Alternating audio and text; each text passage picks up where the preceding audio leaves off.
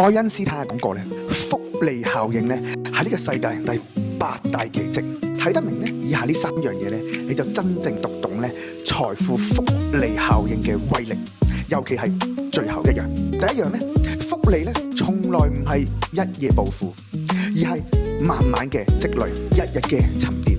好似滾雪球咁樣，好似種樹，起步咧係好細，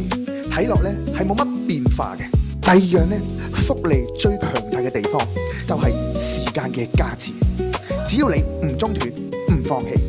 日子一來咧，佢就會慢慢咁樣咧發酵。第三樣亦都係最關鍵嘅一樣，就係本金生息，利息再滾盤，層層嘅疊加，循環滾動，由細水匯成洪流，